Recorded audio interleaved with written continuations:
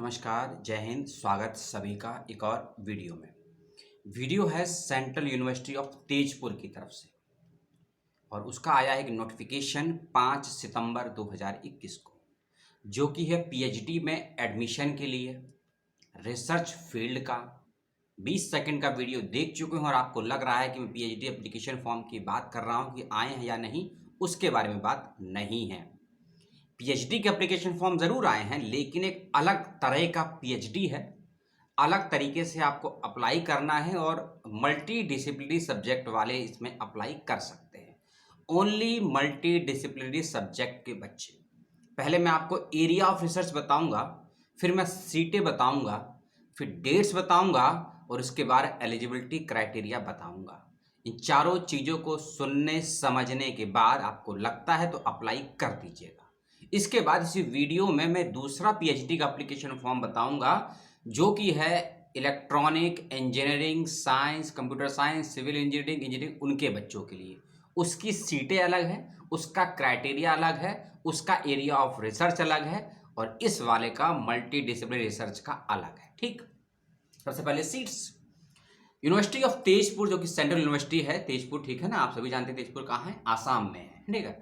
वहाँ एक सेंटर है, centre for multi disciplinary research, जहाँ पीएचडी के एप्लीकेशन फॉर्म आपसे मांगे गए हैं, जिसमें आई हैं सीटें 10। ठीक, 10 सीटें आई हैं। तो पहले आप एरिया ऑफ रिसर्च सुन लीजिए, उसके बाद आपको लगता है कि आप इस एरिया में काम कर सकते हैं, आपका इंटरेस्ट है, और उसके बाद फिर हम आगे चीज़ों की बात करेंगे। Biosensor in food and hanging, दूसरा है क्लोथ प्रोडक्ट्स, तीसरा है comparative thought philosophy of the world. ये वाला विषय सोशल साइंस और ह्यूमैनिटी दोनों बच्चों के लिए है। ठीक, मेरे अनुसार, आप तो कोई भी कर सकते हैं। नेक्स्ट है cultural tradition, health and society. और ये जितने भी एरिया ऑफ रिसर्च हैं, इस पे काम करने के लिए या फॉर्म को अप्लाई करने के लिए आपका साइंस बैकग्राउंड का होना जरूरी नहीं है, कॉमर्स का होना जरूरी नहीं है, आर्ट्स का होना, आप किसी भी डिसिप्लिन से हों इसमें अप्लाई कर सकते हैं। काम हिंदी में होगा, इंग्लिश में होगा, इसके लिए आप विश्वविद्यालय से कंसल्ट कर लीजिएगा। Culture, tradition, health and society एक है। अगला विषय है data meaning and big data analytics. अगला है effects of diet on health, effects of diet on health. अगला है इसमें embedded system. Next energy resources, energy management. Next flexible electronics and everyday life. Next है gender equality and educational development.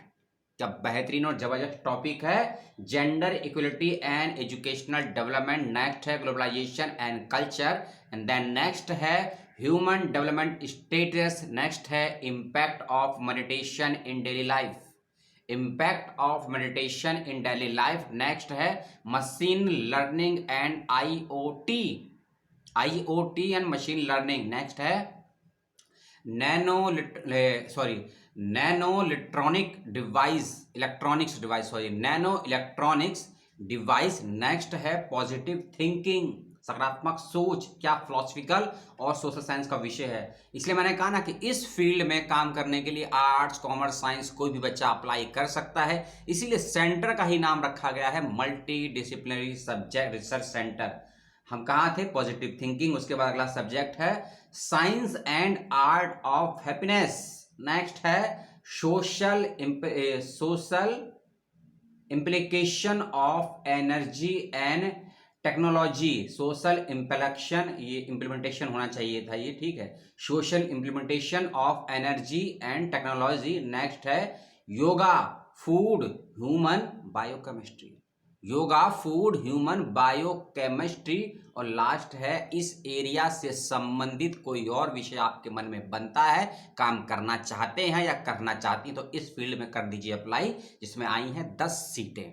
विषय ऐसे हैं जो साइंस के भी हैं, टेक्नोलॉजी के भी हैं, टेक के भी हैं, ह्यूमैनिटी के भी हैं, फिलॉसफी के भी हैं, हेल्थ के भी हैं, योगा के भी हैं, सोशल साइंस के भी हैं। और इसके अंदर सबसे लास्ट कहा गया है ना, any area multi disciplinary research natural, इससे संबंधित कोई और कोई, मान लीजिए आप आयुर्वेद योगा पे कुछ काम करना चाहते हैं, आयुर्वेद एंड डेली लाइफ पे काम करना चाहते हैं, ये मेरा सुझाव है।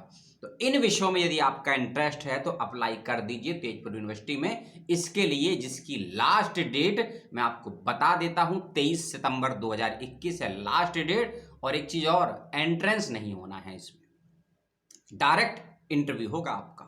यदि आप एकेडमिक योग्यताओं के अनुसार जो मांगा गया है फुलफिल करते हैं, उसमें पाए जाते हैं, तो आपको डायरेक्ट बुलाया जाएगा इंटरव्यू के लिए, एंट्रेंस नहीं होगा। ठीक है। और 30 तारीख को वेबसाइट पर लिस्ट आ जाएगी कि आप एलिजिबल है या नहीं इंटरव्यू के लिए। फीस भी मैं आपको बताऊंगा। ठीक है। 23 सितंबर लास्ट डेट है, 30 सितंबर को लिस्ट आ जाएगी और 6, 7, 8 अक्टूबर 6, 7, 8 अक्टूबर को होगा आपका इसके लिए वाइवा, यानी कि इंटरव्यू, आपका प्रेजेंटेशन, कन्वर्सेशन, कुछ भी समझ लीजिए। और 15 अक्टूबर तक फाइनल आपका रिजल्ट आ जाएगा। यह है मल्टी डिसिप्लिनरी रिसर्च, जिसमें आई हैं 10 सीटें।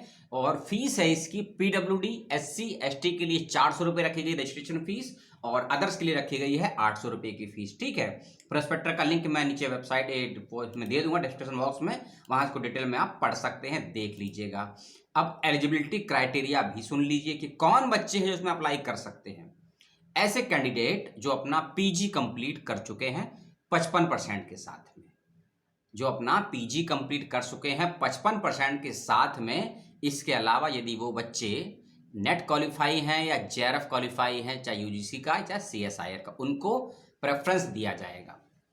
इसके अलावा यदि आप गेट क्वालिफाई हैं, सेट क्वालिफाई हैं, NET नेट स्लैश में लिखा हुआ है CEED, ये सब क्वालिफाई हैं, तो आपको एक्स्ट्रा प्रेफरेंस दिया जाएगा। इसके अलावा यदि आपने 80% नंबरों के साथ अपना BTech या BE पास किया है, तो भी आपको एक्स्ट्रा प्रेफरेंस या बेनिफिट इसमें मिलेगा, इस बात का ध्यान रखिएगा। तो ये थी छोटी सी इंफॉर्मेशन इस एक सेंटर के लिए जो कि तेजपुर यूनिवर्सिटी में है, मल्टी डिसिप्लिनरी रिसर्च सेंटर, जहाँ मांगे गए हैं PhD के एप्लीकेशन फॉर्म। और अच्छी खासी मोटी रकम यानी कि फेलोशिप भी आपको मिलेगी। फेलोशिप कितनी है बताना उचित नहीं है, बता नहीं सकता हूँ, आप प्रोस्पेक्टर में ध्यान से देख लीजिएगा, और कुछ ज़रूरी बातों के लिंक नीचे दे दिए गए। दूसरा सेंटर जिसमें आई हैं PhD की 11 सीटें, इसमें आई हैं PhD की 11 सीटें, और इसमें अप्लाई करने की लास्ट डेट भी 23 ही है। 23 का मतलब 23 सितंबर है। और इसके लिए भी आपको डायरेक्ट इंटरव्यू देना है, एंट्रेंस नहीं होगा। डेट लगभग सेम है दोनों की, 23 सितंबर लास्ट डेट है, 30 सितंबर को लिस्ट आएगी एलिजिबल की, 6 से 8 को आपका इंटरव्यू, और 15 अक्टूबर को रिजल्ट आ जाएगा। इसके अंतर्गत एलिजिबिलिटी का क्राइटेरिया भी अलग है, फेलोशिप अलग है, एरिया ऑफ रिसर्च अलग है, और इसमें कुछ बच्चे ही अप्लाई कर सकते हैं, कुछ विशेष कोर्स वाले, उनकी बात करेंगे। फीस भी लगभग उतनी ही है, 400 और 800 रुपये जो पहले बताया था उसके हिसाब से। और पहले हम इसमें एलिजिबिलिटी की बात करेंगे। और ये PDF प्रोग्राम करके है, याद रखिएगा। लेकिन अप्लाई करने के लिए आपका PhD होना कंप्लीट नहीं है, PG वाले अप्लाई कर सकते हैं। ठीक, पहले क्या देखते हैं, हाँ सब्जेक्ट, कौन से सब्जेक्ट के बच्चे इसको अप्लाई कर सकते हैं उसको पहले देख लीजिएगा। Civil engineering, computer science and engineering, electronic and communication and engineering, electrical engineering, उसके अलावा है एनर्जी, नेक्स्ट है फूड इंजीनियरिंग एंड टेक्नोलॉजी, उसके बाद है मैकेनिकल इंजीनियरिंग। इनमें से किसी विषय में यदि आप हैं, अपना MSc है, MTech तो अप्लाई कर लीजिएगा। इसके अलावा यह है आपको 35,000 रुपये पर मंथ की फेलोशिप भी देगा, और कुछ बच्चों को 31,000 भी देगा। 31,000 उन बच्चों को देगा जो इस कार्यक्रम में काम करेंगे 2 सालों तक। 31,000 पर मंथ आपको 2 साल तक मिलेगी, और उसके बाद आपको 35,000 मिल जाएगी पर मंथ की। ठीक, कंटेंजेंसी भी मिलेगी आपको 15,000 रुपये की, जो साल में 2 बार दी जाएगी, साल में 1 बार दी जाएगी। ठीक है। एलिजिबिलिटी क्राइटेरिया, जो बच्चे इसमें अप्लाई करना चाहते हैं वे सभी बच्चे ध्यान से सुने। यदि आप SC ST और PH कैटेगरी के हैं, यदि आप SC ST और PH कैटेगरी के हैं और आपका स्कोर आया है 64% से ज़्यादा, 64% से ज़्यादा यदि आपका परसेंटेज आया है, UG और PG में SC ST और PH कैटेगरी में है, तो अप्लाई कर सकते हैं। इसके अलावा यदि आप SC ST PH कैटेगरी में नहीं है, अदर कैटेगरी में आते हैं, तो आपका UG PG में होना चाहिए 69% से ज़्यादा। कितना? 69% general OBC non creamy layer के लिए, EWS के लिए, और 64% SC ST PH के लिए। तो आप इसमें अप्लाई कर सकते हैं, पहली कंडीशन। लेकिन यदि आपने अपना मास्टर्स या UG एनुअल मोड पर नहीं बल्कि सेमेस्टर मोड पर किया है उसका भी सुन लीजिए। 7.5 आपका होना चाहिए यूजी और पीजी में, और जो भी SC ST हैं उनके लिए 7.0 रखा गया है, SC ST PH के लिए। इसके अलावा अप्लाई करने के लिए आपके पास नेट या JRF कोई एक या दोनों है तो अच्छी बात है, क्वालिफाई होना चाहिए। गेट क्वालिफाई होना चाहिए, शर्त यह है कि आपका गेट और नेट लास्ट 5 ईयर में क्वालिफाई होना चाहिए। मान लीजिए आप 21 में अप्लाई कर रहे हैं तो यदि आपका 2015 में क्वालिफाई हुआ है नेट या गेट तो वैलिड नहीं है। आपका यदि 16 में हुआ है नेट या गेट क्वालिफाई इस डेट से तो आप अप्लाई कर सकते हैं, वैलिड माने जाएंगे। ठीक है, ये था क्राइटेरिया। एज लिमिट, इसमें एज लिमिट फिक्स कर दी गई है, 30 साल से ज्यादा के बच्चे इसमें अप्लाई नहीं कर सकते। ओनली इसमें लिखा है लेस देन 30 ईयर्स, 30 साल या उससे कम वाले बच्चे ही इसमें अप्लाई कर सकते हैं, इस बात का ध्यान रखिएगा। लेकिन लेकिन लेकिन कुछ कंडीशन है।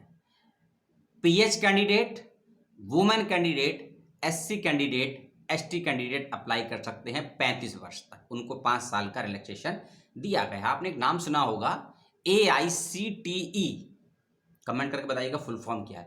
AICTE के द्वारा फेलोशिप आपको अवार्ड की जाएगी, ADF की AICTE डॉक्टरेल फेलोशिप आपको दी जाएगी इस कार्यक्रम के दौरान। ठीक, अप्लाई का लिंक मैं आपको दे दूंगा, डेट्स मैंने आपको बता दी। एरिया ऑफ रिसर्च भी सुन लीजिए, बहुत बेहतरीन है इसके एरिया ऑफ रिसर्च, और बहुत सारे हैं, सब तो पढ़ के नहीं बता पाऊंगा, समझा पाऊंगा, लेकिन कुछ कुछ मैं आपको बता देता हूं। Geo technology and engineering, environmental engineering, geo technology engineering, और हाँ सुपरवाइजर के नाम भी दिए हुए हैं PDF फाइल के लिंक में, उसको देख लीजिएगा। Wireless networking and mobile networking है, फिर इसमें है कंप्यूटेशनल लिंग्विस्टिक है, डेटा माइनिंग है, और पैटर्न है, cognitive radio networking operating system है, नेटवर्क सिक्योरिटी है, computational biology and bio information है, और इसके अलावा इसमें सॉफ्टवेयर डिफाइंड नेटवर्किंग है, स्पीच प्रोसेसिंग है, बहुत ही वायरल और बेहतरीन ये फील्ड है, एरिया की रिसर्च की है। इंग्लिश से मैं पैदल हूँ, नहीं तो मैं इस पर काम सोचता कुछ करने की। ठीक है, इसमें ज़्यादातर जो टॉपिक हैं टेक्नोलॉजी के हैं, इलेक्ट्रॉनिक्स के हैं, कम्युनिकेशन के हैं, साइंस के हैं, डेटा के हैं, डेटा साइंस के हैं, नेटवर्किंग के हैं, जो रोज़मर्रा की ज़िंदगी की चीज़ें होती हैं ना, मोबाइल का यूज़ करना, कंप्यूटर का यूज़ करना, डेटास का यूज़ करना, उसकी जो बारीक हैं, यदि आप कम्युनिकेशन टेक्नोलॉजी या टेक के संबंध में हैं और अप्लाई करना चाहते हैं तो कर दीजिए अप्लाई। ठीक, 23 सितंबर से पहले।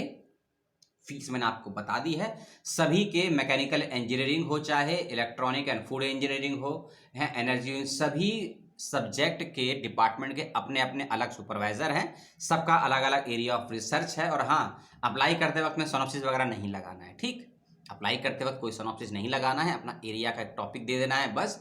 जब इंटरव्यू होगा तो आपसे सब कुछ मांगा जाएगा, आपके एकेडमिक डॉक्यूमेंट, आपका प्रपोजल, इंटरव्यू, जो कुछ है ये भैया आप लोग देख लीजिएगा। और मैंने जो समझ पाता था, जो मुझे दिखा और जो मैं जानता था वो मैंने आपको बता दिया इस वीडियो में।